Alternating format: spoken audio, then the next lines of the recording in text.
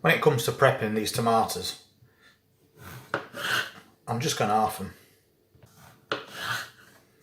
And depending how ripe your tomatoes are, you might want to use a serrated knife for that. But if you're going to do this, the riper those tomatoes, the better. They'll be even sweeter. So I'll just do the amount that I think we need.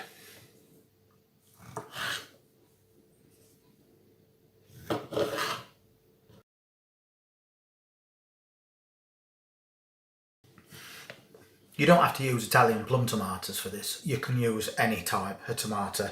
But since I've got lots of these, I might as well use them.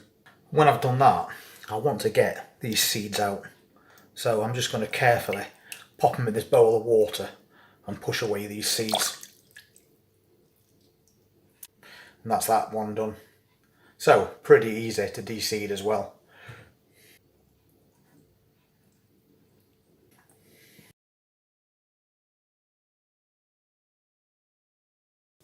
Now they've all been de-seeded, we're going to sprinkle over a little olive oil. Not too much, about a tablespoon. We're also going to add salt to these. A nice coating. That's going to help draw the moisture from these. Also pop in a bit of black pepper on there. And then a sprinkling of basil as well. Basil goes really well with Italian tomatoes. So that's those all prepped, and as we're cooking those, we'll get a jar and we'll put in a pan of boiling water to sterilise it. So we'll get those in air fryer. Then I'm setting timer for 30 minutes. And we'll check that as it's going. And we're going to do them slowly. So we'll set this to 125.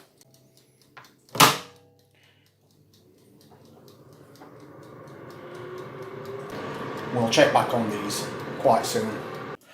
I've had these going for about 15 minutes and you can see that they're well on the way. They also look amazing.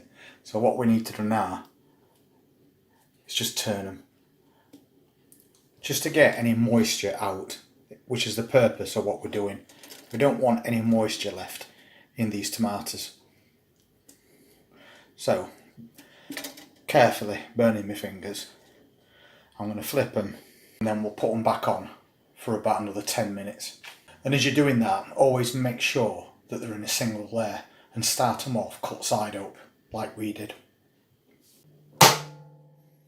So 10 minutes and then we'll come back again. So after another 10 minutes, I'll flip those again and then I'll give them another 10 minutes and then I think we'll be done, because you can see that they're now starting to dry out nicely. Those tomatoes are almost done, so I need to very thinly slice 1 clove of garlic.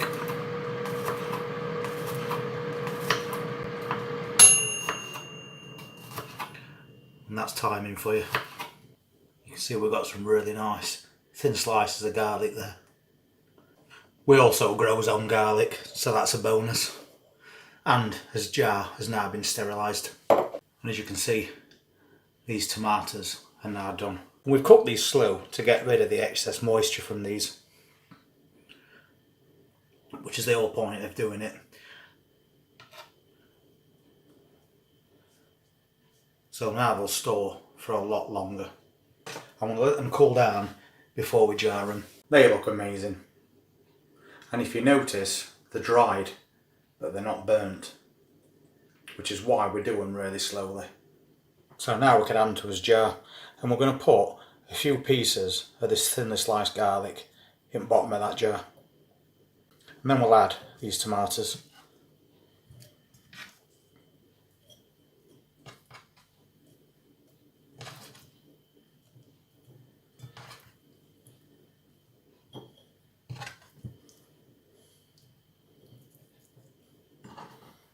Then we'll add a bit more garlic to that.